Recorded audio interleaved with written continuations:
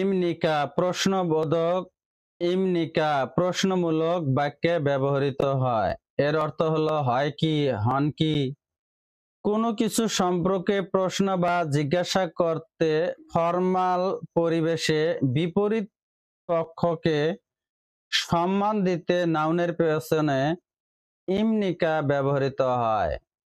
যেমন অননারা সারাম ইমনিকা। অননারা কোন দেশের? সারাম ইমনিকা মানুষ। এর শাব্দিক অর্থ হলো কোন দেশের মানুষ। ঝনুন বাংলাদেশি সারাম ইমনিদা। ঝনুন হলো আমি, বাংলাদেশি সারাম ইমনিদা মানুষ। আমি বাংলাদেশের মানুষ। হইসাউন ইমনিকা কোম্পানির কর্মচারী কি? নে হইসাউন ইমনিদা। নে হা হইসাউন ইমনিদা কোম্পানির কর্মচারী। ইমনিদা উত্তর বা বিবৃতিমূলক বাক্যে ব্যবহৃত হয়। কোনো বাক্যের কর্তা সম্পর্কে বিবৃতি বা বর্ণনা দিতে ফর্মাল পরিবেশে নাউন এর পেছনে ইমনিদা ব্যবহৃত হয়। এটি ব্যবহারের শ্রোতাকে সম্মানিত করে। যেমন ঝনুন হাঙ্গুক সারাম ইমনিদা। ঝনুন হলো আমি, হাঙ্গুক হলো কোরিয়ান, সারাম ইমনিদা হলো মানুষ। ঝনুন মিনসু ইমনিদা। ঝনুন হলো আমি, মিনসু ইমনিদা হলো মিনসু। হা-বোধক বাক্যে ইমনিদা এবং না-বোধক বাক্যে ইগা আনিমনিদা ব্যবহৃত হয়। নাউনটি ব্যঞ্জন বর্ণ দিয়ে শেষ হলে ই আনিমনিদা আর স্বরবর্ণ দিয়ে শেষ হলে খা আনিমনিদা যুক্ত হয়। যেমন ঝনুন হাঙ্গুকে সারাম ই আনিমনিদা। ঝনুন হলো আমি, হাঙ্গুক হলো কোরিয়ান, সারাম আনিমনিদা এত হলো লোক না। এর শাব্দিক অর্থ হলো আমি কোরিয়ান লোক না। ইগা বাক্যের কর্তা বোঝাতে ব্যবহৃত হয়। কোনো বাক্যে কর্তা বোঝানোর জন্য নাউনের পেছনে ইগা সাবজেক্ট পার্টিকেল লাগাতে হয়। অর্থাৎ কোনো বাক্যের নাউনের পেছনে ইগা থাকলে বুঝতে হবে ওই নাউনটি বা সেই বাক্যের কর্তা। নাউনটি ব্যঞ্জন বর্ণ দিয়ে শেষ হলে ই আর স্বরবর্ণ দিয়ে শেষ হলে গা যুক্ত করতে হয়।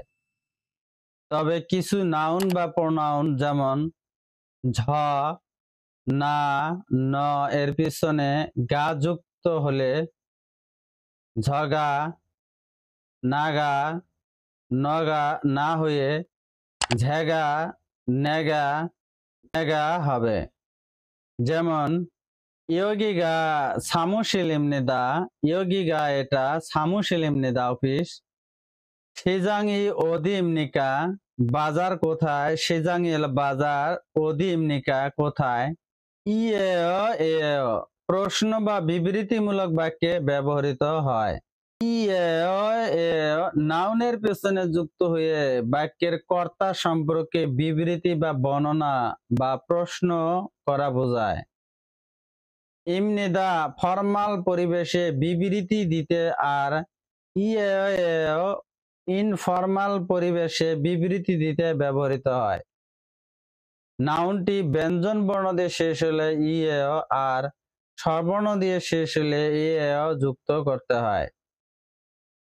যেমন ইগে ময় এটা কি? ইগে এটা, ময় কি।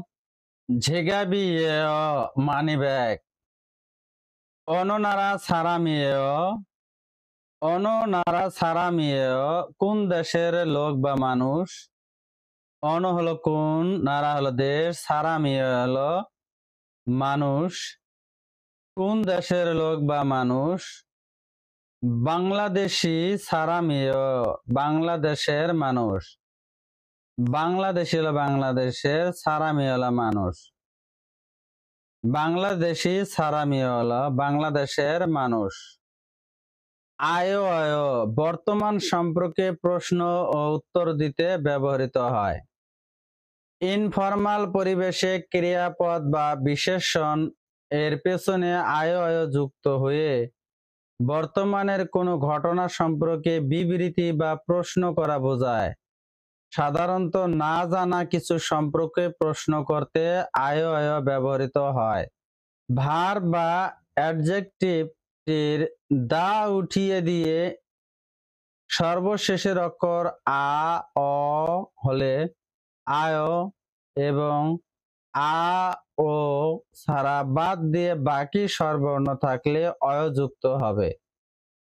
শুধু হাদা থাকলে হেয় হবে। যেমন চিগুম হেয়, এখন কি করেন? চিগুম হলো এখন, মুয়া হলো কি, হেয় হলো করেন। চিগুম মুয়া হেয়, এখন কি করেন? উন্দং হেয়, ব্যায়াম করি। উন্দং হলো ব্যায়াম, হেয় হলো করি। উন্দং হেয়, ব্যায়াম করে। ফন শিনুন খপিরুল মাসিয়, ফন শিনুন ফন সাহেব খপিরুল মাসিয় কফি পান করে। ঝনুন চিগুম ঝমসিমুল মগয়, ঝনুন হলো আমি, চিগুম হলো এখন, ঝমসিমুল দুপুরে খাবার, মগয় খাই। এর শাব্দিক অর্থ হলো আমি এখন দুপুরের খাবার খাই। ফন শিনুন টেলিভিশনুল বয়, ফন সাহেব টেলিভিশন বয় দেখে। এ কোনো একটি সময়ে কাজ সংগঠিত হয় বা হলে শেষ সময়ে বা শব্দের পেছনে ব্যবহৃত হয়। কোনো একটি সময়ে কোনো কাজ হয় বা সংগঠিত হলে তখন সেই সময়ের পেছনে এ যুক্ত হয়। যেমন সময়, তারিখ, দিবস, বার ইত্যাদি।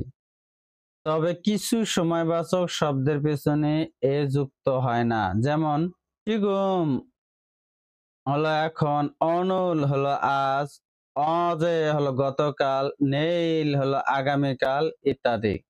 যেমন অঞ্জে উন্দং হেয়, অঞ্জে উন্দং হেয়, অঞ্জে কবে বা কখন, উন্দং হেয় ব্যায়াম করেন।